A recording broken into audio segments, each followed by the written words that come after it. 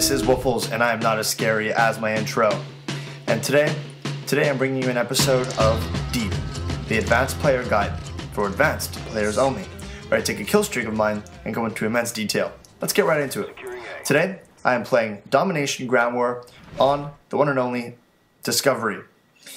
This map B is extremely important, and this team knows it, and this team gives me a run for my money.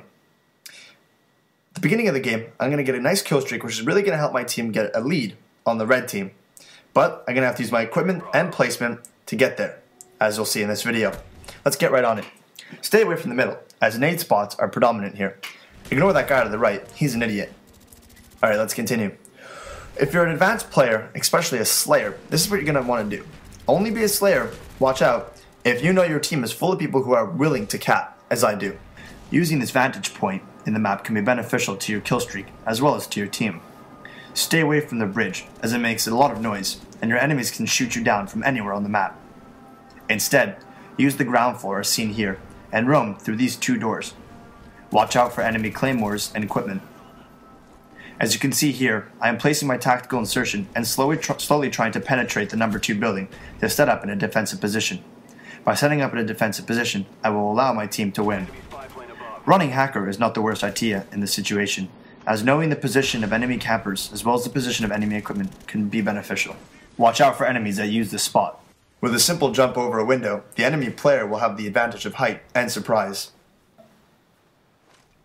If the enemy team is using lightweight as their first perk, they'll be able to hop over using a dolphin dive to this island, so watch out.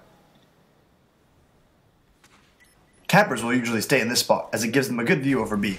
You can probably get a kill or two if you sneak up on them using Ninja and Ghost, but watch out, they might jump down and get you. Let's look at the enemy spawn. Keep an eye on their movement, as you can see most of them are heading to B, but there's this one guy heading over to my route. Make sure you take him out quickie. Quickie. Alright, so now let's implement the plan. Follow these green arrows. You really want to push through this building, which is called number 2. Go through these 2 doors, but watch out for claymores. The plan is you want to make sure that you kill them, making them spawn behind this green bar. That will make them run at you, and you can aim down your sights and get a couple kills, depicted by this red arrow. This is the main part of the plan, as you'll start frustrating them. Make sure to not let them set up in this red box. It's going to make it a lot harder for you to kill them if they do that. Alright, let's see if I can implement this strategy. Pushing over here on the right side, I'm going to get a nice kill. Place my tactical insertion as your priority. And then, just like I said, following the green arrows, I'm going to move through these 2 doors. I get killed by a claymore, so watch out for that, but that's the cost of having a ninja. I'm going to head over into the other door to see if I can push back the enemy team past their spawn. Once a claymore blows up, that person who planted it will know you're there, because he will hear it. Your equipment has been destroyed, or something along those lines, so he'll be coming for you. This guy outplayed me because he was using his cover properly, but that's okay because I have a tactical insertion. I'm going to pop around this corner and get a nice double kill on him. Let's look at it from his point of view. Using the Silence Famas, he was already aiming down his sights when I came around that corner. Make sure that you're very careful. That's a very good defensive spot, and it's also a lot of traffic in that area, so don't be surprised. That's why using the tactical insertion is so important. That was the reason why we were able to cap B later on, or at least get my kill streak up. So you can see I'm implementing my strategy, however I'm having some difficulties. This guy destroys my tactical insertion with his tomahawk, which I think was a mistake. And I run around the corner with my sights down, which is a mistake considering that guy is rather good at this game. It's another one of my mistakes, but that's okay. I'm going to try again. I get another flick with the grenade, get another kill with it, and pick up a double kill over here. Right away that's making 2 enemies spawn at their C flag, giving my team a better chance to cap B. This is a really important part. This main road is basically the main view to B, as you can see a lot of enemies going there. What I'm doing is I'm halting their flow. You're going to see I pick up a triple kill here, which is going to make 3 enemies spawn back at C, giving my team a better chance at capping B. This is what you want to do when you're playing the role of Slayer. You want to kill enemies, making them spawn farther away from B. This is my point of view. Don't be so heavy on the reload. That's a mistake I'm making. If these guys were walking down that hallway with their sights down, they would have killed me. So priority number 1 is place your tactical insertion. That's exactly what I'm doing here. I'd recommend using this spot as it gives your tactical insertion a lot of cover from light. Here I pick up my 8 kill streak. So I'm going to use this to dominate B. Unfortunately, while I'm using it, they're going to cap it. But have no fear, this B-52 is going to clear that shit out. My team's going to cap it right away. Thank you to my teammate Silencio for getting my back there, allowing me to continue my kill streak and eventually picking up my dogs. Let's give it a quick pause here. If you notice, I'm implementing the same strategy by looking down this main road to stop any flow to the B flag. I similarly look at my minimap and see that someone's by C. That's going to cause a spawn switch, so I'm very careful about where I'm going to go now. Enemy players are going to be all around the map. As always, there's usually a guy camping here and I'm able to pick up my 10th kill. And as I head over here, I get a nice boom headshot over this guy, and I get my attack dogs. Attack dogs, as you know, as an advanced player, helps your team a lot as well as yourself, as you're going to rack up a lot of kills. I make the same mistake here by running around this corner and thinking this guy's on the scaffolding. Make sure to watch out for that spot if you're in this kill streak zone. Alright, this is a very important part of my kill streak because I have a split-second decision. This is an advanced tactic, and you guys should be able to do this thought process. I see two enemies. I know there's a guy right to my right, but I also know this guy ahead of me at my 12 o'clock might see that I kill him and turn around and destroy me. So let's give a look and see what I do. Killing the guy in front of me at first is more important.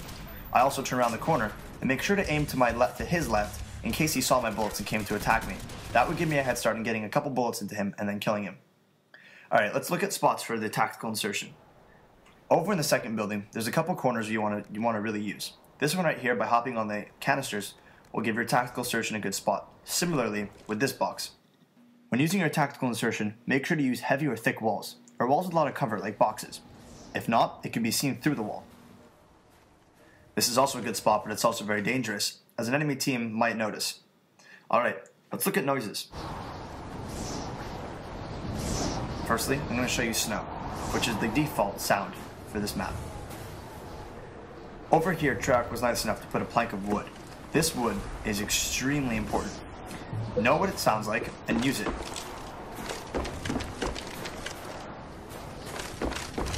When you hear that sound, you'll know exactly where the enemy team is, and you know that this is the only wood in the area that sounds exactly like that. You can also use it to pinpoint the enemy location. If you hear this clinking noise, and then you hear the wood, you know they're on the lower level. It's difficult to pinpoint the clinking noise, because on that metal area and surface, it's the same all throughout. Now I'm going to play some beats with this.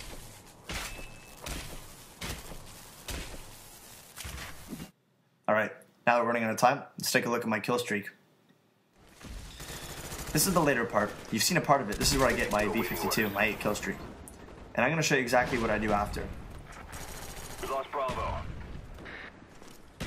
B52 coming in. I'd like to take this time to go into detailed talk about my perks. Right now I'm using Ghost, Sleight of Hand, and Ninja. Let's start with Ghost. The reason I'm using Ghost is because usually in Ground War, there's a high chance that your enemy team is going to get spy planes.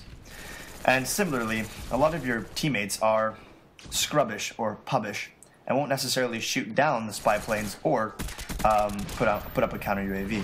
Running Ghost is not a bad thing. Although you're giving up the more ammunition from Scavenger or possibly the grenade resistance from Flak Jacket, if you're running a Slayer and playing the sides properly, you won't have to deal with either of those problems. The reason I use Sleight of Hand is because I don't want to use the extended mags because I'm using Silencer. And if I'm not using extended mags or dual mags, the clips are just too short. You're going to really want to put Sleight of Hand on here so you can pick up the double and triple kills when necessary. I have a Turtle Beach headset, so using Ninja is very important when I use my silence classes. I want to remain silent completely, to me and the team. Using Hacker is really not a bad idea, especially if you're not running with headphones. Hacker will give you an advantage over enemy campers. As well, if you have Hacker Pro, you will not be seen on the motion detector, which can be very useful. So as you can see here, there's been a spawn switch because our team is pushing on C. But that's okay, because I happened to capitalize on it, grabbing a couple more kills while my attack dogs are out. This is nearing the end of my kill streak, so I'm kind of just wrapping it up. Getting a couple more kills. I look over on my radar and I see a green arrow to my right, but he doesn't protect me. Instead of killing the guy who's going to kill me, he just knifes him and waits. Alright guys, that's my 37 and 6 in 3 minutes. Hope you guys enjoyed it. And those advanced players out there, comment, let me know what you guys think, if I'm right, if I'm wrong, any more ideas. But hopefully, in the end, you learned something. Alright, take it easy.